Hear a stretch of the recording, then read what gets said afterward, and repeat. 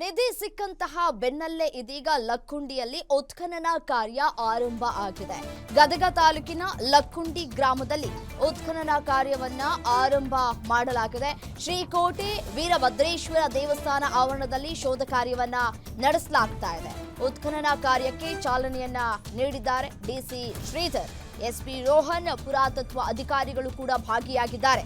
ಪೂಜೆ ಮಾಡಿ ಉತ್ಖನನಕ್ಕೆ ಚಾಲನೆಯನ್ನ ನೀಡಿದ್ದಾರೆ ಅಧಿಕಾರಿಗಳು.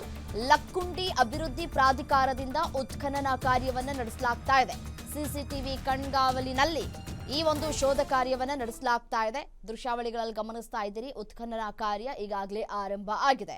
ಉತ್ಖನನಕ್ಕೆ ವಿಶೇಷ ತಂಡವನ್ನ ಕೂಡ ನೇಮಕ ಮಾಡಿದೆ ಜಿಲ್ಲಾಡಳಿತ. ಪುರಾತತ್ವ ಇಲಾಖೆ ಅಧಿಕಾರಿಗಳ ಜೊತೆಗೆ 40 ಸಿಬ್ಬಂದಿಗಳು ಕೂಡ ಭಾಗಿಯಾಗಿದ್ದಾರೆ. 4 ತಿಂಗಳುಗಳ ಕಾಲ ಈ ಒಂದು ಉತ್ಖನನ ಕಾರ್ಯ ನಡೆಯಲಿಕ್ಕಿದೆ.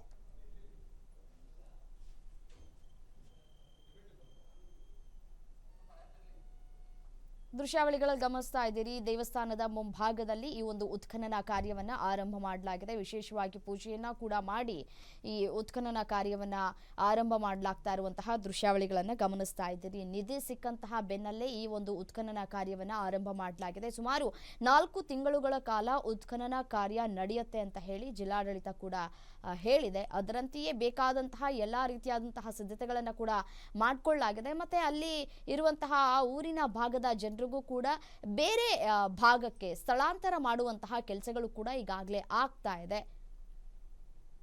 ಶ್ರೀಕೋಟೆ ವೀರಭದ್ರೇಶ್ವರ ದೇವಸ್ಥಾನದ ಮುಂಭಾಗದಲ್ಲಿ ಸದ್ಯಕ್ಕೆ ಉತ್ಖನನ ಕಾರ್ಯ ಆರಂಭ ಆಗಿದೆ.